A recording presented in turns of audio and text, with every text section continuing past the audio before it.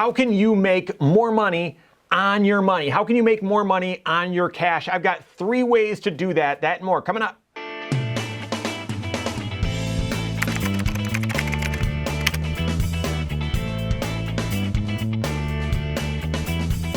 My name is Mike Bernard. I'm the host of the Wise Money Show. I'm also one of the certified financial planners right here at Korhorn Financial Group. Make sure you hit that subscribe button, turn on notifications, and smash that thumbs up button. Guys, we've been talking a lot about, the banking crisis that's going on, but I want to shift the focus though and talk about you. How can you make more money on your money?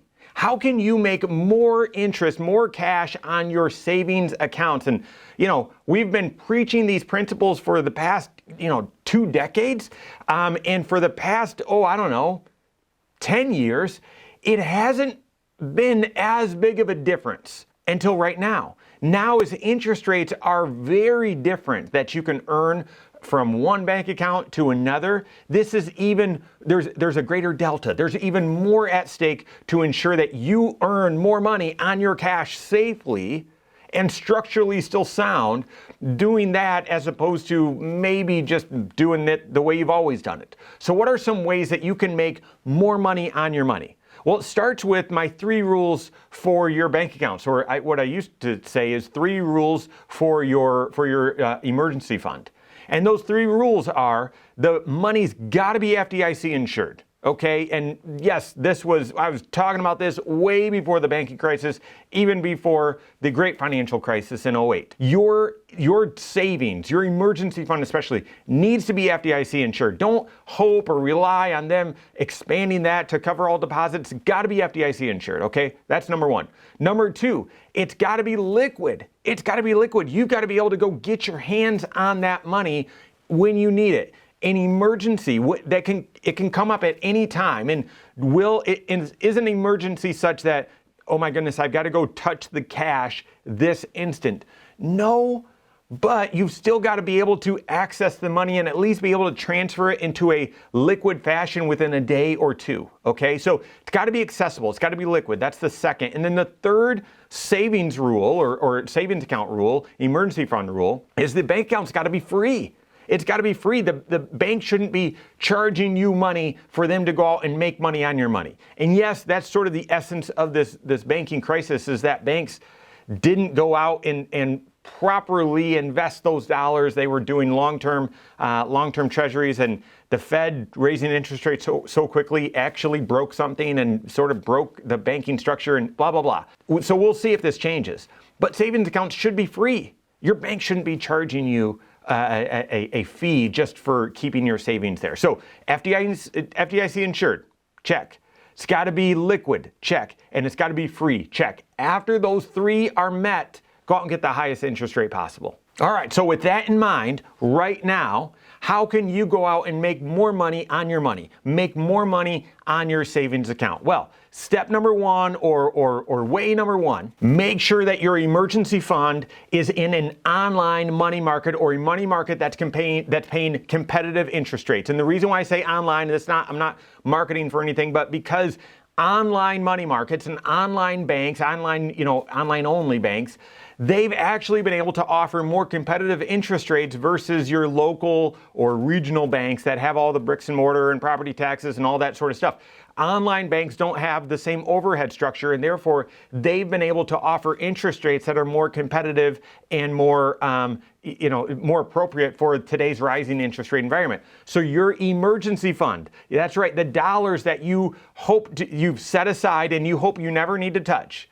The purpose of those dollars isn't to make you rich, it's to keep you from being poor. So they need to be FDIC insured, they need to be liquid, and it needs to be free, but you should, because you're not needing to touch those dollars on an ongoing basis, make sure that they're structured in a money market type of account that is earning a higher interest rate, a more competitive interest rate. If that emergency fund or your cash reserves or whatever you want to call it is sitting in your checking account or sitting in the savings account with your local bank, you're likely earning 0.1 or 0.2% interest, likely not much interest at all. And on, say, 25 grand of emergency fund, which is probably the average, 0.2% on that is $50 a year. It's nothing. You're not earning any interest versus finding a 4% interest rate out there. And is that unheard of? No. Is everyone paying 4%? No, but a lot of online money markets, they're 3.5%, they're pushing 4%. 4% on 25 grand, it's $1,000. That's $1,000 a year. That's more than $50 a month.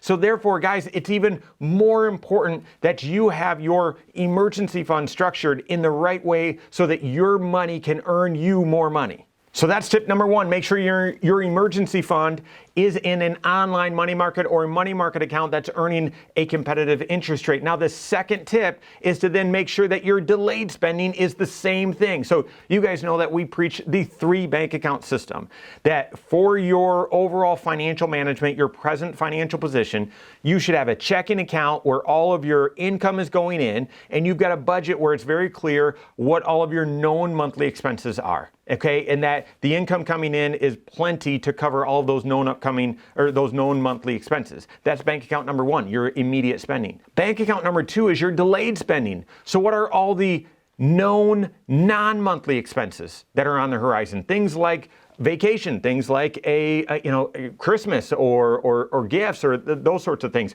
What about car repairs? What about car maintenance? What about car replacement? What about home improvement? What about, we want to buy a hot tub? What about, so all those sorts of things that I know I want to do or I need to do, but it's not a monthly expense. The question is, are you going to be financially prepared for those things?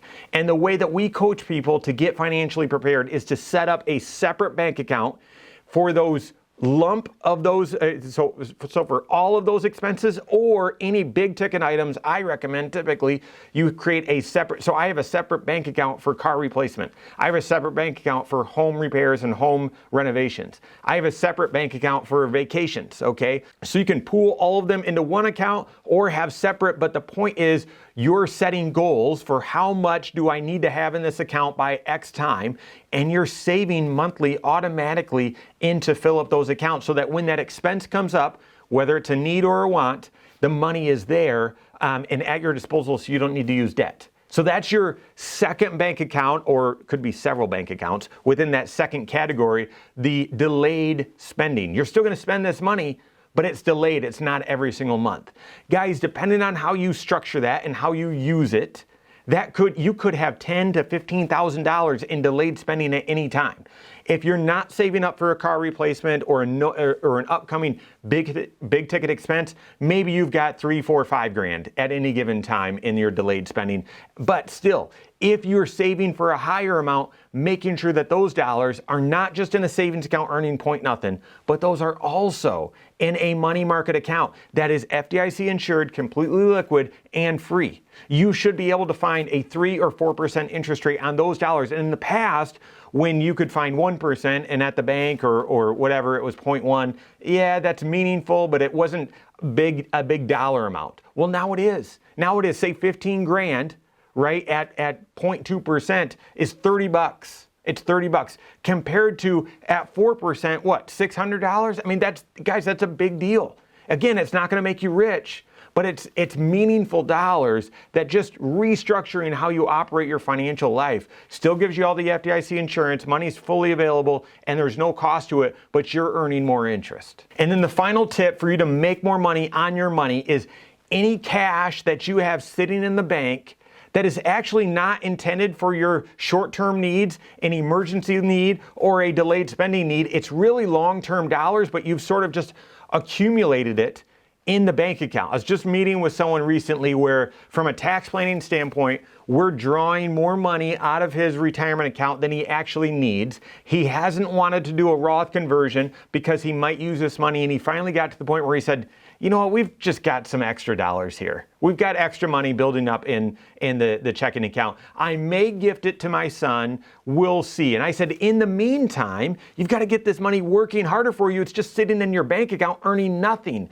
So consider doing a CD. Consider doing an online money market CD, something like that. Or online bank account CD or an online money market, something that's paying 3, 4% on that money. And so for some of you, you've got a lot of long-term money you don't need in the short term, don't need in the intermediate term, and is not there for emergencies. If you've got those dollars sort of sitting around idle inside your bank account, make sure you're getting a competitive interest rate on there. It makes a big difference in the amount of return that you can get. So are you earning enough money on your money, or does any one of these tips apply to you? Work with your certified financial planner, because the last thing you'd want to do is take some cash and invest it or put it in a certain area to earn more interest, when in fact it'd be better to have that money going into a Roth IRA or going to pay down debt or going to another purpose. That's why every single video I'm going to preach, you need a comprehensive approach